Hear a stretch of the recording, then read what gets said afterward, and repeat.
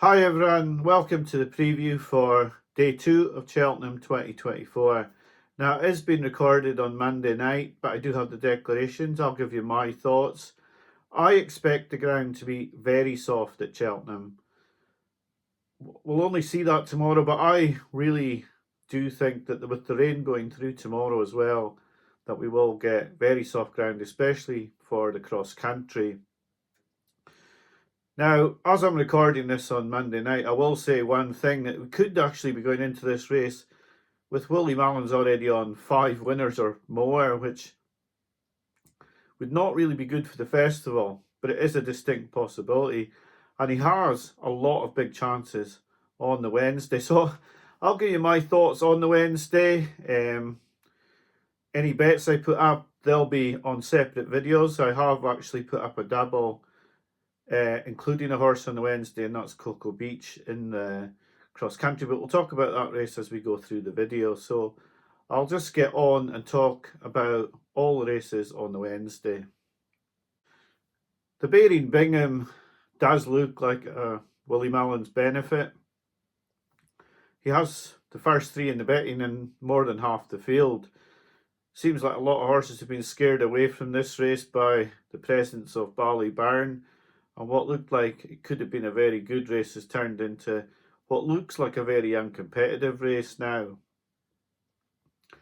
I really did like the chances of Atlantique turning Ballybyrne over, but the jockey booking of Patrick Mullins does not inspire confidence on Atlantique. I consider Patrick Mullins in races like this to be like a £7 penalty, an amateur jockey against the professionals. Now, some will say that he's the top amateur jockey, but when he's up against Paul Townend and his cousin Donny, then for me he's a hindrance, and I'm very disappointed that he's on the horse. Ballybyrne is 1-2, but doesn't look opposable really. He has strong form. If we'd had a better jockey on Atlantique, I may have wanted to go in on him and risk a bet even, but I'm not really keen on Patrick being on Atlantique. Predator's Gold, a lot of people will like this horse. He's probably the each way horse in this race to back. But yes, in truth, a very disappointing opener, and it looks like another winner for Willie Mallons in this race with Ballybyrne. Some people would say that it'll be a second winner for Willie Mallons in the Brown Advisory, and it could well be. Fuck to File has looked good this season, but I do think this is a far more competitive race. Stay Away Phase had good form, won the Albert Bartlett last year. Monty Star, who's my fancy, has quietly ticked along this season, but I've always liked him, and people who watch Cheltenham Chart Weekly will know that I've fancied this horse from the start of the season. Now, whether he can turn over the top 2 remains to be seen, but he's a good jumper. I think he'll stay all the way to the line.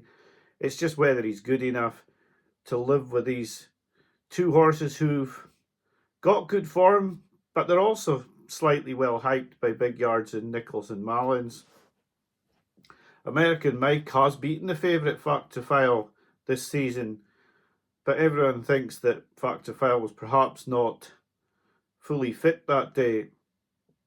Now, Fact to File still does have to prove his stamina. They say it's unlimited, but he will be tested in this race, especially with Broadway Boy being in the race. And it is a very, very good field. It's very disappointing to see Giovinco in here, and he would have his chance because he was only 3 lengths behind Stay Away Faye earlier in the season.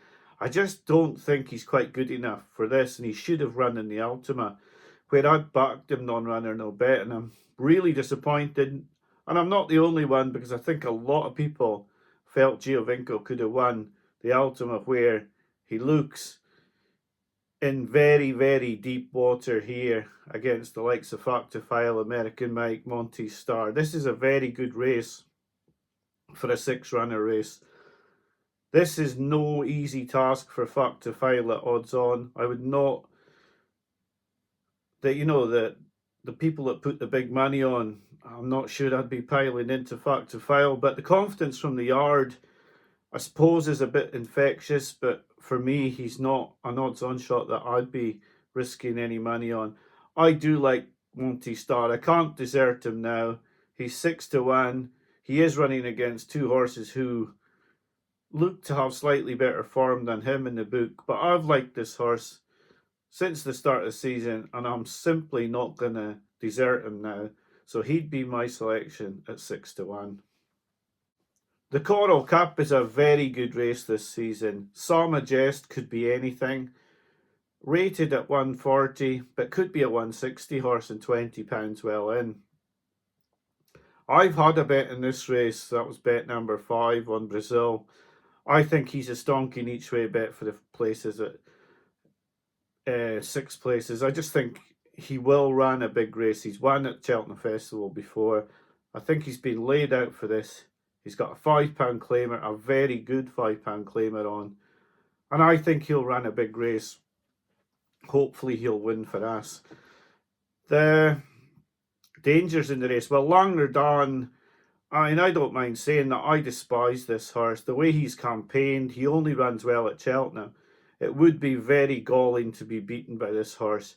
And I think it's got to the stage where most racing fans can't stand this horse because of the way he's campaigned. It's blatantly obvious, and I don't understand how the handicapper is doing this every time they do it in the winter. If he can say to connections from Ireland, I don't believe these runs, then why can't he say it to a big British trainer like Dan Skelton? I really don't want my horse to be beaten by this horse. If Brazil isn't good enough to win, finishes second or third, as long as Langerdon doesn't win, I don't really care. Like I say, Sama Jest is a great chance. Doddy the Great has been backed off the boards. But in truth, every horse in this 20-odd runner handicap is trying. It won't be an easy task for Brazil, but I do fancy him each way. He's 14-1, 16-1 at the moment. I think he is a very good each way. He's one of my best bets of the meeting. I do fancy him. But whether he's good enough to beat all these horses at the top of the market, well, we'll see on the day. But I do like Brazil in this race. The Champion Chase, to me, I don't see this as much of a race, actually. A lot of people do fancy John Bon to turn over El Fabiolo, but I don't. I think El Fabiolo will win the Champion Chase, barring an accident. He does have a tendency to belt a fence. He's just very clever, and it never seems to halt his momentum. I'm only really looking for winners on the videos. I could look into the place markets, etc. But for me, El Fabiolo looks, I mean, at 1-3, you're not telling anybody something they don't know. He's 1-3, but he's the most likely winner. And there's no point in spending a lot of time in a race like this for me if I'm not going to be betting on it, than to say that my view is that El Fabiolo will win. The cross country, a lot of people will wonder why I'm not with Delta Work, last year's winner. Well, the last 2 years he's won the race, and he's certainly wanted the rain. Whether he wanted quite as much as we're going to get is another matter. Now, he will like the soft ground. It's just that I have a feeling it could be like a swamp. Manila Indo is the next Gold Cup winner, but he's very short. I did run a really good race in the handicap cross country, and he carried top weight, so he has got an outstanding chance, but he is not priced like I expected. I would have thought that these horses would have been around 7-2 to 5-1 for the front four, and Manila Indo's sitting at 2-1. It's just too short. Delta Works 5-2. I've taken a bit of a flyer here on Cocoa Beach at 7-2 because I think he will really like the swamp conditions. And he took well to the banks last year, so last time out, sorry. I do think he's got a good chance. I've put him in a double now. The double's with a horse who runs in the second race on Tuesday, so it could be down before Cocoa Beach runs. But I do think Cocoa Beach will run a very big race. It's whether he can beat his stablemate, who Jack Kennedy will be on, and whether he can beat Manila Indo. But I think he's the value at 7-2.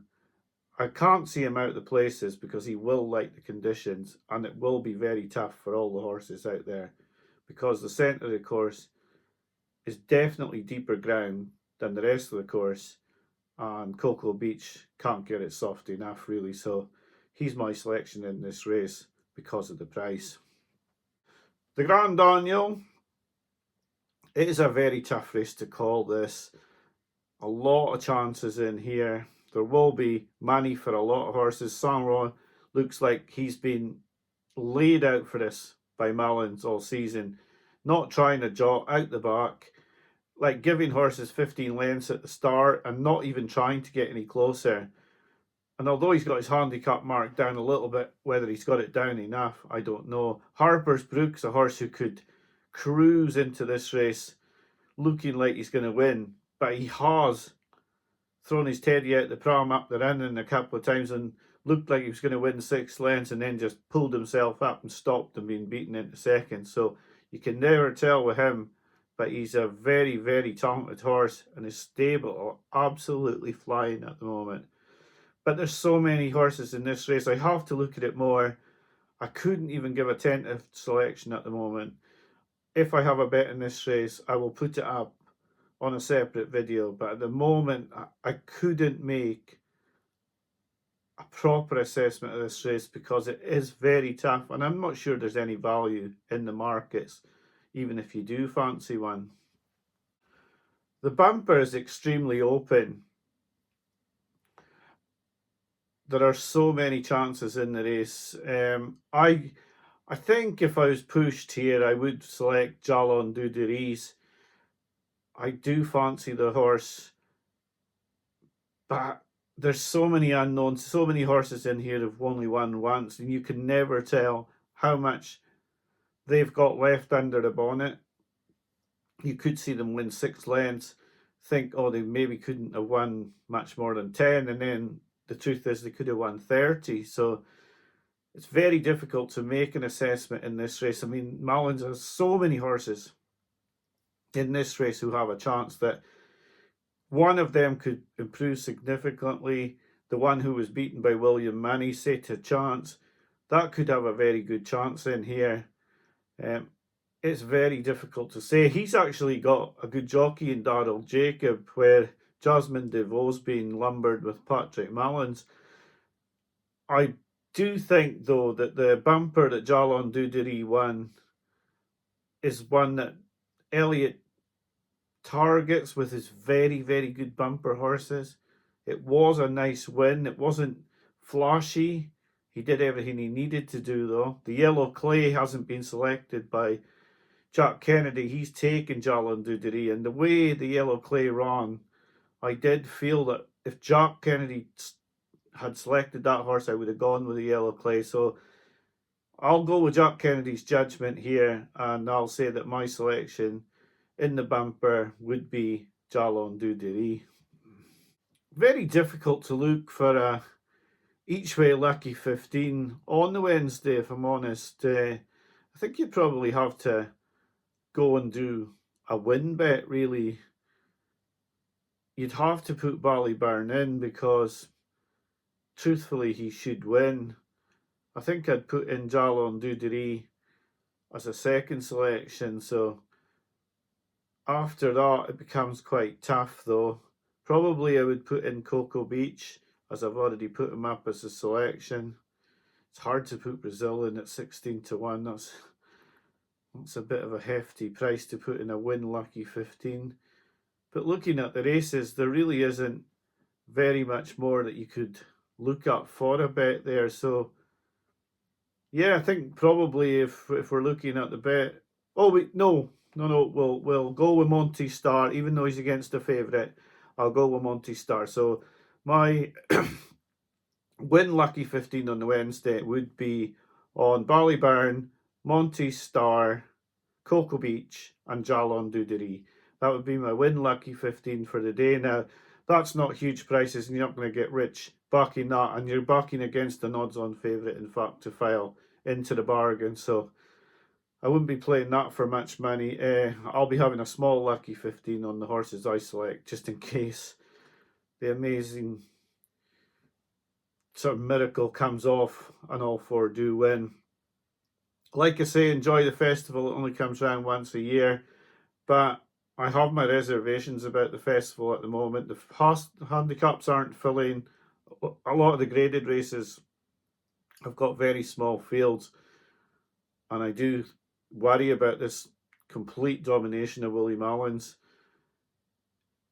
It's fine. People will talk it up. People will sort of say it's okay and it swings and roundabouts, etc. But I think by the end of Wednesday, Willie could be looking at 9 to 10 winners, and I'm not sure out of 14 races that's going to be good for racing in the long term as we go forward. So I hope you enjoy day 2 of the festival. I hope you've had a good day 1. That's my thoughts on the day. I'll have my bets going up as I see them coming in, and they'll be on separate videos on the same channel. So thanks for watching the video tonight, and I'll hope to have day 3's video up at the same time tomorrow night. Thanks for watching. Bye for now.